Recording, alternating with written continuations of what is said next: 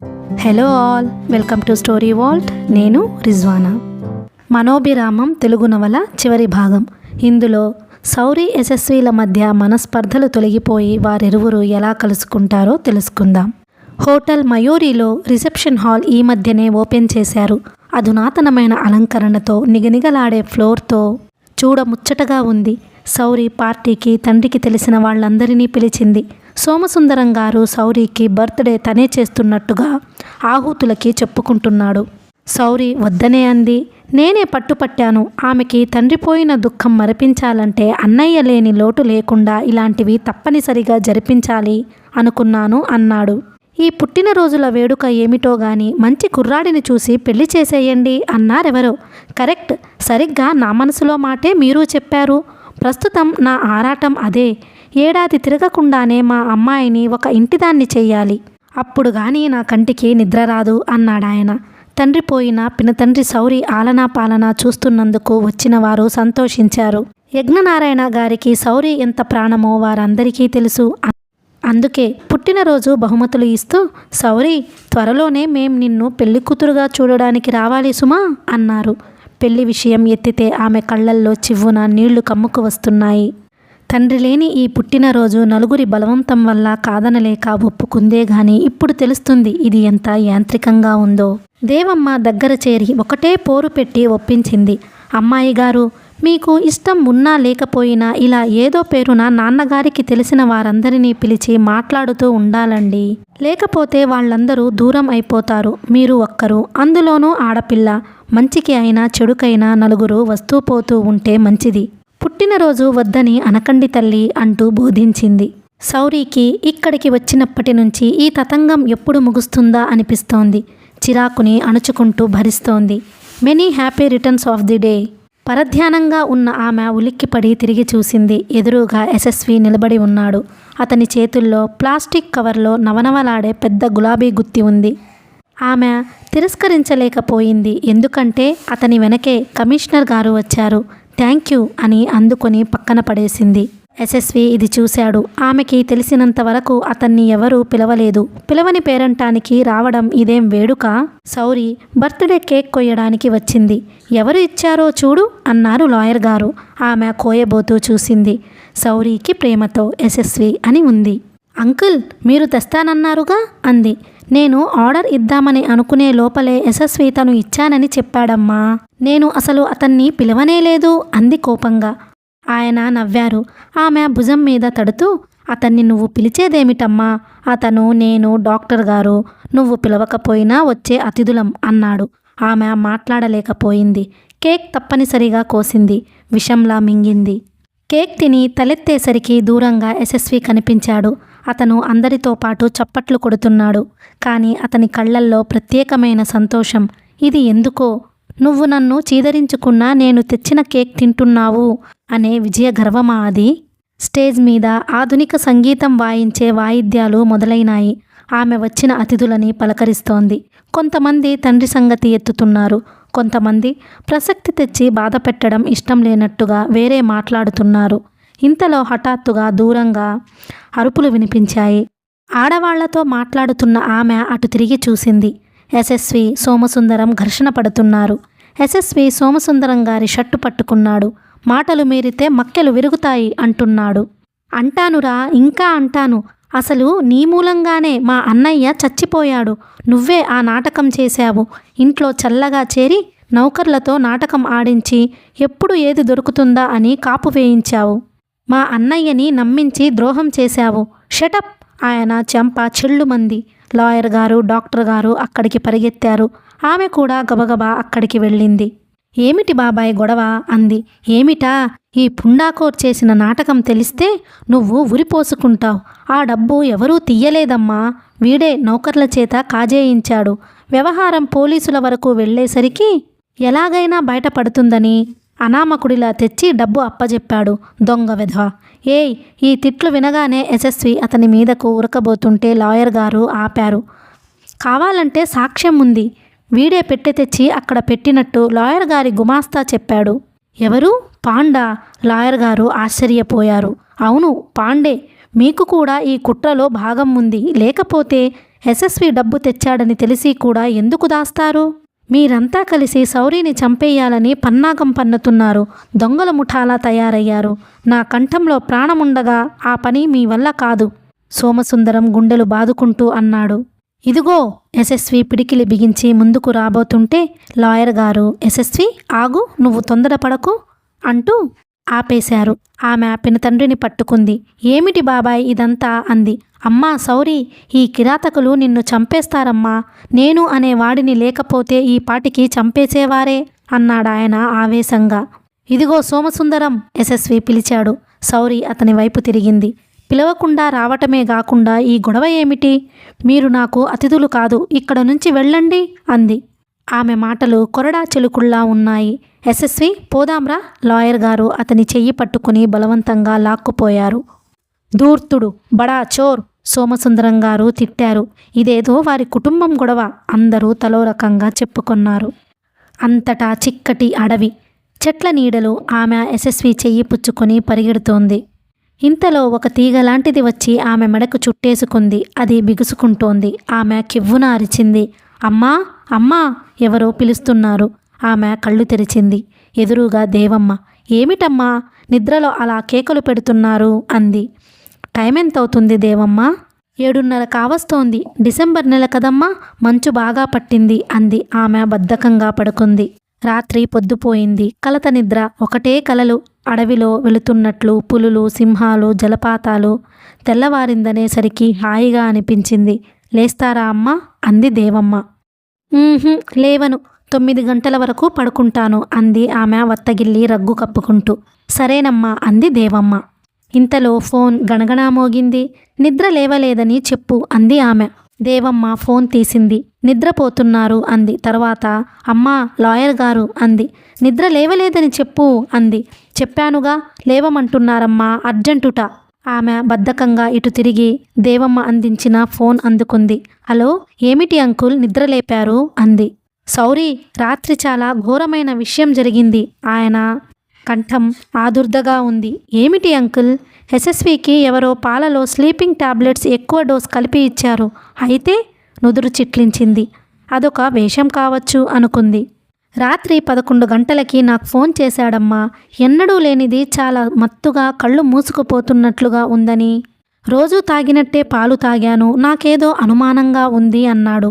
అప్పటికే మాట ముద్దగా వస్తుంది. నాకు కంగారుగా అనిపించి వెళ్ళాను. అప్పటికే క్రింద నేల మీద పడి ఉన్నాడు. అప్పటికప్పుడు కరుణా నర్సింగ్ హోమ్కి ఫోన్ చేసి అంబులెన్స్ తెప్పించి తీసుకువెళ్ళి జాయిన్ చేయించాను. వెంటనే అతన్ని కక్కించారు. ఈరోజు అంతా గడవాలని చెబుతున్నారు. నేనిక్కడే ఉన్నాను, నువ్వు త్వరగా బయలుదేరిరా. నేనెందుకు అంది.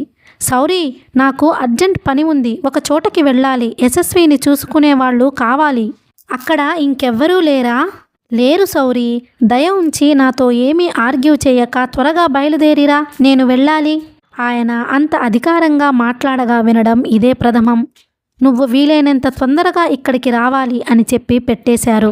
సౌరీ లేచి తీరుబడిగా ముఖం కడుక్కుంది. యశస్వికి నిద్ర మాత్రలు వేసి చంపాల్సిన అవసరం ఎవరికి ఉంది? అతనికి ఎవరితో ఏం వ్యవహారాలు ఉన్నాయో ఎవరికి తెలుసు?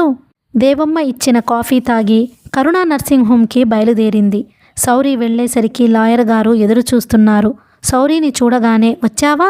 నీకోసమే వెయిట్ చేస్తున్నాను. నువ్వు అతని దగ్గర ఉండు, గ్లూకోజ్ ఎక్కిస్తున్నారు, నీడిల్ కదలకుండా పట్టుకో అని చెప్పి వెళ్ళిపోయారు. సౌరీ అతని మంచం దగ్గర కూర్చుంది.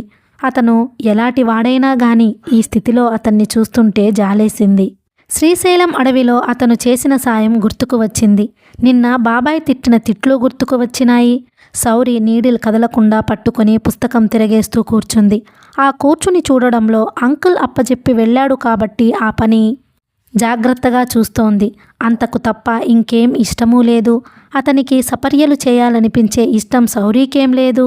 శ్రీశైలం నుంచి వచ్చిన తరువాత అతన్ని ఒక ఆత్మీయుడుగా స్వీకరించడానికి సౌరీ మనసు సంసిద్ధం అయ్యింది. కానీ ఆమె అనుకున్నదేదీ జరగలేదు. తండ్రి పోవటం, ఆ ఆపద సమయంలో అతను తనకు పట్టించుకోకపోవడం సౌరీ మనసు చివుక్కుమనేలా చేసినాయి. తర్వాత అతను ఇంద్రమహేంద్రలో ఉద్యోగంలో చేరటం, ఆ ప్రొప్రైటర్ కూతుర్ని వెంటేసుకుని తిరగటం సౌరీ గాయపడిన మనసుని మరింత కారం రాచినట్లుగా బాధపెట్టినాయి. దుఃఖ సమయంలో ఎవరికైతే దగ్గరగా ఉండాలని తప్పిస్తామో వారే వంచన చేస్తే ఆ మనిషి పట్ల జన్మలో మళ్ళీ అభిమానం తలెత్తదు. సౌరికి అసలు అతన్ని చూడాలని గాని అతనితో మాట్లాడాలని గాని లేదు. ఎందుకంటే తనకి నటన చేత కాదు. అతనిలా మనసులో లేని ఇష్టం అందరి ముందు నటించలేదు. 1 గంట అయ్యింది, 2 గంటలు జరిగినాయి, 3 గంటలు ముగిసినాయి. నర్సులు వచ్చి గ్లూకోజ్ బాటిల్ మార్చి వెళ్ళారు. అంకుల్ జాడలేదు. మధ్యాహ్నం అవుతుండగా వచ్చారు ఆయన ముఖం తిండి తిప్పలు లేనట్లుగా, ఎక్కడెక్కడో తిరిగినట్లుగా చాలా నీరసంగా ఉంది. ఎక్కడికి వెళ్ళారు అంకుల్ అంది చిరుకోపంగా. ముందు తాగడానికి ఏదైనా తెప్పించు తల్లి అన్నారు. సౌరి వెళ్ళి రూమ్ బాయ్ని క్యాంటీన్లో హార్లిక్స్ తెమ్మని చెప్పింది. ఈరోజు ఇంకో ఘోరమైన విషయం జరిగింది అన్నారాయన. ఏమిటి అంది. మీ సోమసుందరం బాబాయిని పోలీసులు అరెస్ట్ చేశారు. ఏమిటి? కప్పులో పోస్తున్న హార్లిక్స్ అంతా తొణికి ఆమె చీర మీద పడింది. అవును సౌరి అన్నారాయన. ఎందుకు? ఏమైంది అంది గాబరాగా. తీగలాగితే డొంకంతా కదిలి వచ్చింది. యశస్వికి రాత్రి పాలలో నిద్రమాత్రలు వేసిన నౌకర్ కుర్రాడిని చితకబాదితే కావలసిన రహస్యాలన్నీ బయటికి వచ్చాయి. దానికి బాబాయ్ అరెస్టుకి ఏమిటి సంబంధం? చాలా ఉంది. అసలు ఈ ఇబ్బందులన్నిటికీ మూల విరట్టు మీ బాబాయే. ఆ కుర్రాడికి డబ్బు ఇస్తానని ఆశ పెట్టి ఆ పని చేయించింది మీ బాబాయే. బాబాయా? బాబాయికి ఇతను చచ్చిపోతే ఏమి వస్తుంది? నీకు ఆయనకి మధ్య ఉన్న పెద్ద అడ్డుగోడ తొలగిపోతుంది. యశస్వి కనబడకుండా అండగా నీకు నిలిచి ఆయన ఎత్తులు సాగనివ్వటం లేదు. నాకు అతను అండగా నిలవటమా?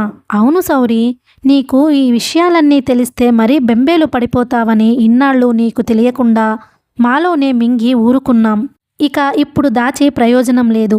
మీ నాన్న మామూలుగా చచ్చిపోలేడని, ఆయన స్లీపింగ్ డోస్ ఎక్కువ అయ్యి పోయారని మా అందరికీ తెలుసు.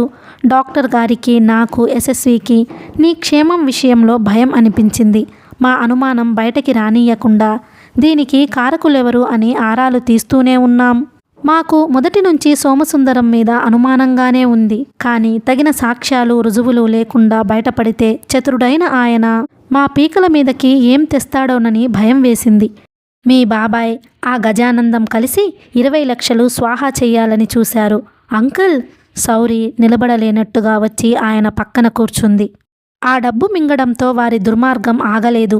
ఇల్లు లేకుండా పోయిన తరువాత ఎలాగో నువ్వు ఆయన దగ్గరే ఉంటావు. ఒక రోజున ఏ నీళ్లలోనూ స్లీపింగ్ పిల్స్ కలిపి తాగించేస్తే నువ్వు ఇక ఉండవు. తండ్రి పోయి, ఇల్లు పోయి దుఃఖంతో ఉన్న నువ్వు ఆత్మహత్య చేసుకున్నావని అంటే ఎవ్వరికీ అనుమానం రాదు. మీ నాన్నని కూడా అంతే చేశారు.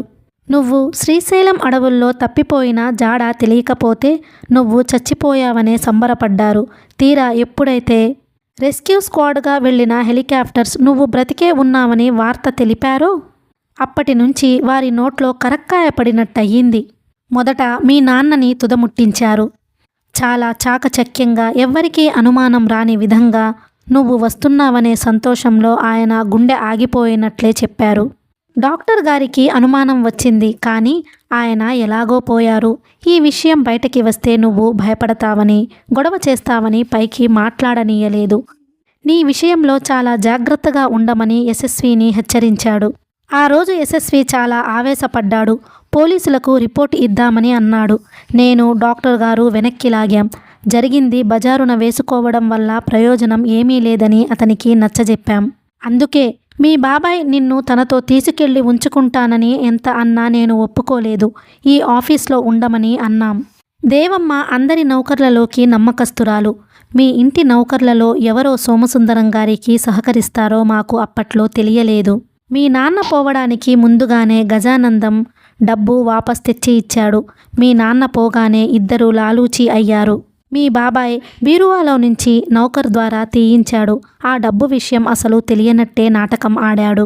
తర్వాత ఆ నౌకర్ మీ బాబాయిని బ్లాక్మెయిల్ చేయడం ప్రారంభించాడు. అతన్ని యాక్సిడెంట్ చేసి చంపాలని గజానందం ఇతను చూశారు. కానీ అతను కాలు విరిగినా బ్రతికే బయటపడ్డాడు. ఒకసారి మేం ఉండగానే అతని తమ్ముడు డబ్బుకి వచ్చాడు. అతను అడిగే ధోరణి సాయం అడుగుతున్నట్టు లేదు. పిల్లికి బిచ్చం వేయని మీ బాబాయ్ 1000 రూపాయల ఖర్చులకి సాయంగా ఇచ్చాడు. మాకు అనుమానం వచ్చింది.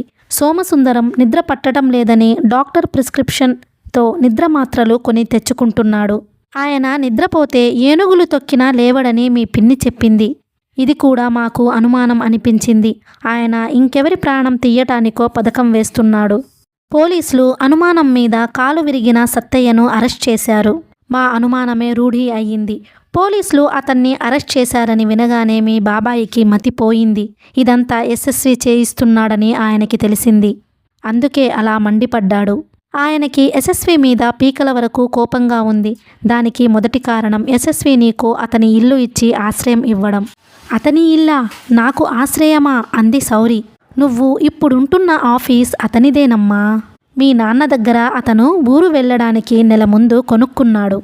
మీ నాన్న క్రింద వరుసలో గదులు కొనుక్కొని ఆఫీస్ అక్కడికి మార్చాలని, యశస్వికి ఇది ఆఫీస్ ఇల్లుగా ఉండాలని అనుకున్నారు. అమ్మటం కొనటం విషయంలో మీ నాన్నకి యశస్వికి మాట భేదం లేనేలేదు. ఒకరు అన్నది ఇంకొకరికి వేదవాక్యం. అయితే నేను ఇన్నాళ్ళు ఉన్నది యశస్వి ఆఫీస్. సౌరి గుండెల మీద చేయి వేసుకుంది. అతన్ని నా ఇంట్లో నుంచి వెళ్ళు, పో, గెటౌట్ అని తను అరవటం గుర్తుకు వచ్చింది.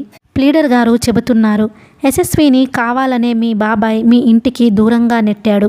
అతను నిన్ను చూడడానికి వస్తే సూటిపోటి మాటలు అనటం, హేళన చెయ్యటం, మా అమ్మాయిని చేసుకోవాలని ఎత్తులు వేస్తున్నావా అని నిందించటం, మా ఇంట్లో కుక్కలా బ్రతికిన వాడివి నీకు మా సౌరికి పెళ్ళా అని వెక్కిరించడం చేశారు.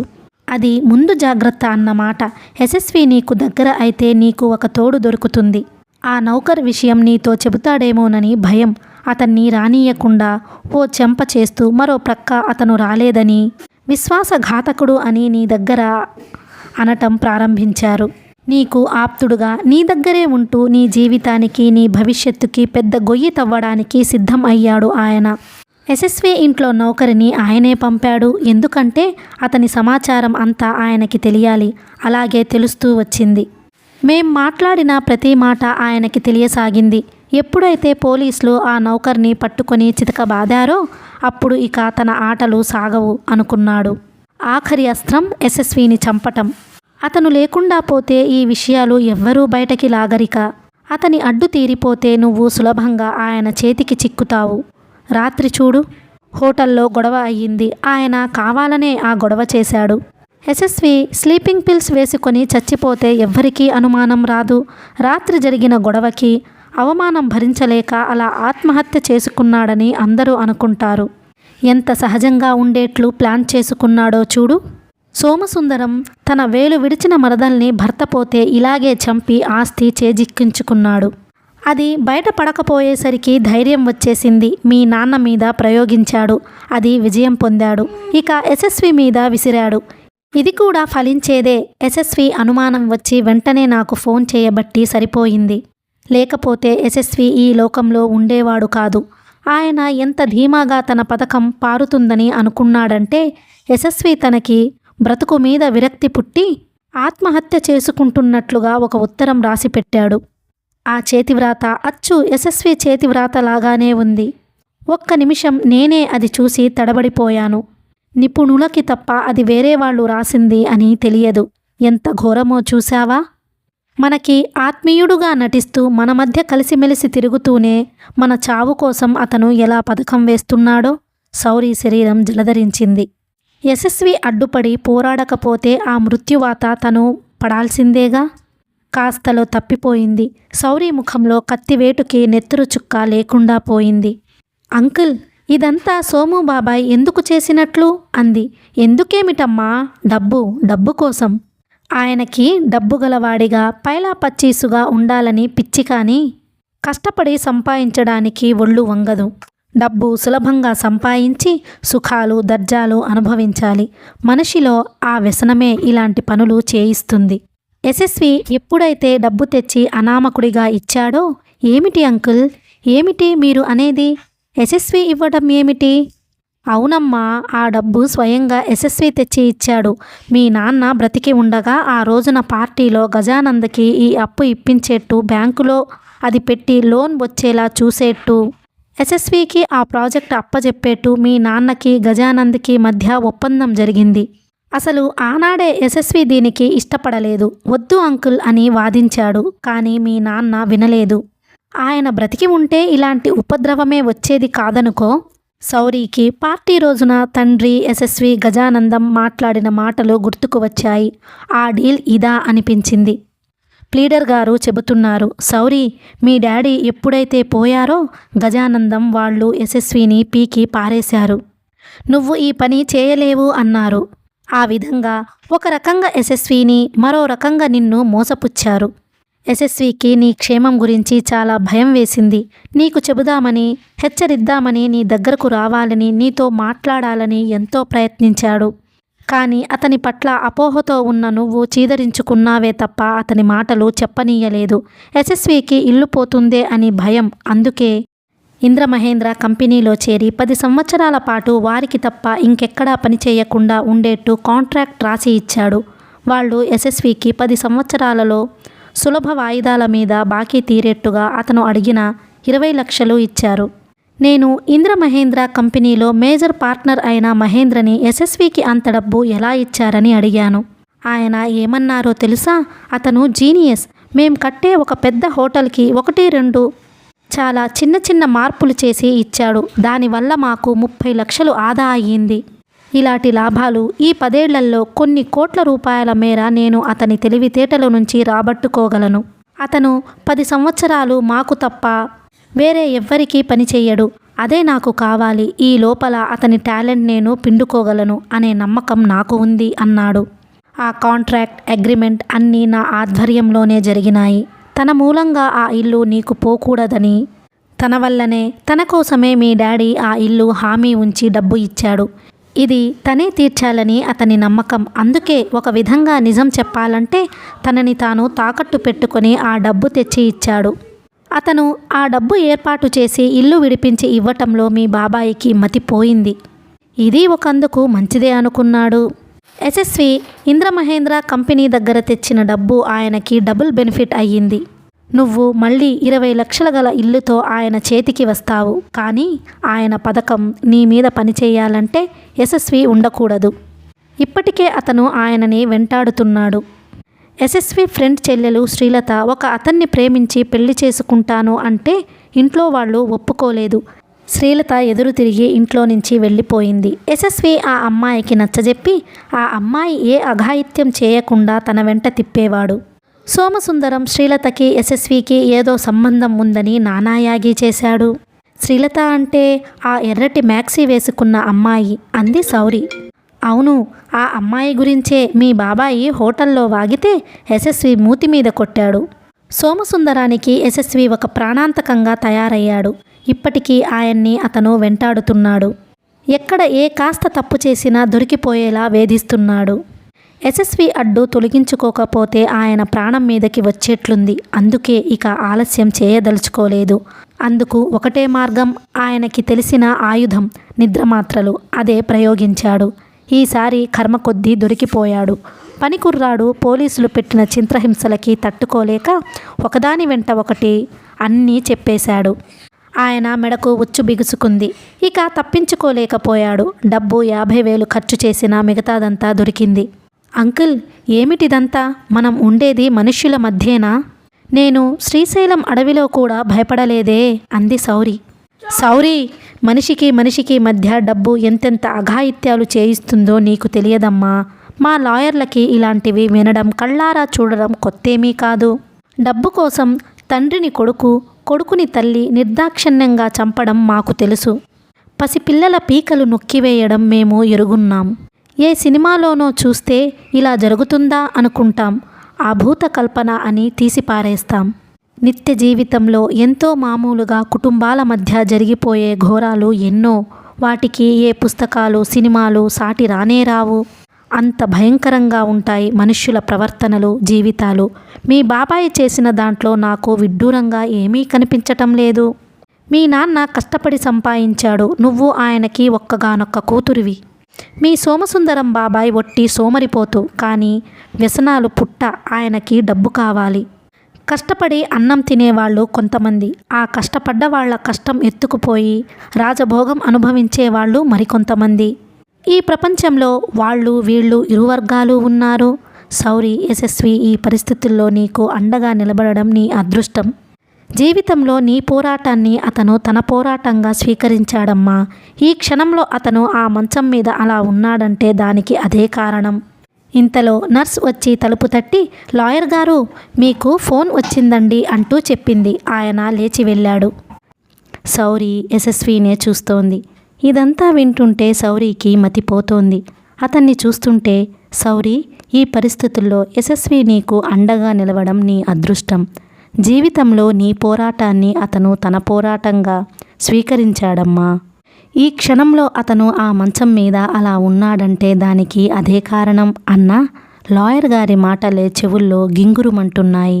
సౌరికి అతన్ని చూస్తుంటే తనకి అలా అండగా ఉన్నందుకు ఆనందంగా ఉంది. అతన్ని అర్థం చేసుకోకుండా బాధ పెట్టినందుకు వ్యధగానూ ఉంది. నిద్రలో అతని చేయి జారింది. సౌరి చప్పున వచ్చి అతని చేయి పట్టుకుంది. అతన్ని చూస్తుంటే కళ్ళలో నీళ్లు ఉబికి వస్తున్నాయి. ఇతను ఆ రోజున శ్రీశైలం అడవిలో తప్పిపోయినప్పుడే కాదు, జీవితం అనే కీకారణ్యంలో తను తండ్రి పోయిన తరువాత ఒంటరిగా చిక్కిపోయినప్పుడు సాటి బంధువులు అనే క్రూర మృగాల బారి పడకుండా కూడా రక్షించాడు. ఇతన్నా తను మాటలు అంది, ఇతనితోనా తను పోట్లాడింది. తను ఏమీ ఇస్తే అతని రుణం తీర్చుకోగలుగుతుంది అనిపించసాగింది. సాయంత్రం అయ్యింది. చిరు చీకట్లు అప్పుడప్పుడే ఆ గదిలో అలుముకోవడానికి పరుగు తీస్తున్నాయి. సౌరి గదిలోకి వచ్చింది. యశస్వి సోఫాలో పడుకొని ఆల్బమ్ తిరగేస్తున్నాడు. ఆమె వెళ్ళి కిటికీ తెరలు పక్కకి లాగింది. ఆరాధన అపార్ట్మెంట్స్లో ఆ గదిలో కిటికీ దగ్గర నుంచి చూస్తే ట్యాంక్ బండ్ అందం వేయింతలు పెరిగినట్టుగా చూసిన వారి మనసుల్ని మురిపిస్తుంది. ఎంత బాగుందో. ఒక్కసారి అర్ధోక్తిలోనే ఆగిపోయిన ఆమె ఇటు తిరిగింది. ఎప్పుడు వచ్చాడో యశస్వి. ఆమె వెనక వచ్చి నిలబడ్డాడు. చాలా బాగుంది కదూ అన్నాడు. ఎదురుగా ట్యాంక్ బండ్ నీళ్లల్లో ఒక చిన్నారి పడవ వెళుతోంది. అందులో ఇద్దరు యువతీ యువకులు కూర్చుని ఉన్నారు. సాయంకాలపు ఎరుపు నీళ్ల మీద ప్రతిఫలిస్తోంది. ట్యాంక్ బండ్ ఎందుకో సిగ్గుపడిపోతోందా అన్నట్లుగా ఉంది. సౌరి, యశస్వి పిలిచాడు. ఈ ప్రపంచం నాకే ఇంత అందంగా కనిపిస్తుందా? నీకు కూడానా? నాకు కూడా. ఎందుకని అంటావు? బాధలు పడిన తరువాత సుఖం రావడం వల్లనేమో. ఆమె అతని వైపు తిరిగింది. డాడీ ఉంటే ఎంత సంతోషపడేవారో. ఏ విషయంలో? మనిద్దరి విషయంలోనూ, ముఖ్యంగా నా విషయంలో. నేను నిన్ను పెళ్లి చేసుకుని నీతో ఇంత ఆనందంగా ఉన్నానంటే ఆయన స్వయంగా కళ్ళారా చూసినా నమ్మలేరేమో. అతని పెదవుల మీద చిరు దరహాసం మెదిలింది. నేను ఇప్పుడు అదే దశలో ఉన్నాను అన్నాడు. ఇంకానా? అవును, మనిద్దరికీ పెళ్ళి అయిందంటే నమ్మలేకపోతున్నాను. ఇదిగో. సౌరి మంగళసూత్రం తీసి చూపించింది. అతను దాన్ని అందుకొని ముద్దు పెట్టుకున్నాడు. హఠాత్తుగా ఆమె మెడ వంపులో ముఖం దాచుకుంటూ థ్యాంక్ యూ వెరీ మచ్ అన్నాడు. దేనికిటా? నిన్ను పెళ్లి చేసుకున్నందుకా అంది. కాదు మరి. అతను ఆమెను వదిలి బీరువా దగ్గరికి వెళ్ళాడు. అది తెరిచి అందులో నుంచి ఒక అగ్రిమెంట్ తెచ్చి ఆమెకు చూపిస్తూ ఇందుకు అన్నాడు. ఓ అదా అంది. అవును సౌరి, నాకు చాలా కృతజ్ఞతగా అనిపిస్తుంది. నువ్వు 20 లక్షలు మహేంద్ర గారికి ఇచ్చి ఏం చెప్పావో కానీ వాళ్ళు నా అగ్రిమెంట్ క్యాన్సిల్ చేసి నాకు స్వేచ్ఛని ప్రసాదించారు. నాకిష్టమైన జీవితం ప్రసాదించావు. అక్కడ నేను పనిచేయలేకపోయేవాడిని. స్వేచ్ఛని ప్రాణంగా భావించే నేను జీవోత్సవంలా, యంత్రంలా తయారు అయ్యేవాడిని. అందుకే నీకు కృతజ్ఞతలు. అతను ఆమె గుండెల్లో తలదాచుకున్నాడు. ఆమె కంఠంలో అడ్డుపడ్డట్టే అయ్యింది. నువ్వు నాకు కృతజ్ఞతలు ఎందుకు చెప్పాలిటా? అది బాధ్యత నాకు. నువ్వు ఆ పని చేసింది నా కోసమేగా. బాబాయ్ దగ్గర నుంచి పోలీసులు వసూలు చేసి ఇచ్చిన డబ్బు నీదే అవుతుందిగా. అది తీసుకెళ్ళి నేను అతనిని రిక్వెస్ట్ చేశాను. ఆయన మంచివాడు, పెద్దవాడు, సహృదయుడు. నువ్వంటే చాలా గౌరవం, ఇష్టం ఉన్నాయి. కాంట్రాక్ట్ వదిలేసినా నీకు ఇష్టమైన ప్రాజెక్ట్ ఏదైనా తయారు చేసి తీసుకురమ్మన్నాడు. తప్పక సహకరిస్తానని అన్నాడు. ఈ పని నా అంతట నేను చేయలేకపోయేవాడిని. నాకు తెలుసు, అందుకే నేను చేశాను. సౌరి, అతను పిలిచాడు. గోముగా పలికింది. ఎలా ఉన్నావు? అదేం ప్రశ్న? అసలే తండ్రి లేని పిల్లవి. నేను కనుక్కోవాలి. ఎలా ఉన్నావో చెప్పు. చాలా సంతోషంగా. ఎందుకు సంతోషంగా ఉంది? ఎందుకేమిటి? నాకు ఇష్టమైన వాడిని, నా మనోభిరాముడిని చేరుకున్నాను కాబట్టి. ఆమె చివరి వాక్యం పూర్తి అవుతుండగానే హఠాత్తుగా చేతుల మధ్య ఎత్తేశాడు. ఇప్పుడు చెప్పు అన్నాడు. సౌరి ఎంతో ఇష్టంగా చెప్పింది. ఇష్టమైన వాడిని, నా మనసు తెలిసిన వాడిని, నా మనోభిరాముని చేరుకున్నా. ఆ మాటలు పూర్తి కానేలేదు. అతని పెదవులు ఆమె పెదవులని గాఢంగా ఒత్తి మూసేసినాయి. కథ సుఖాంతం. మరో మంచి నవలతో మీ ముందుకు వస్తాను. అప్పటి వరకు సెలవు. నమస్కారం. Thank you.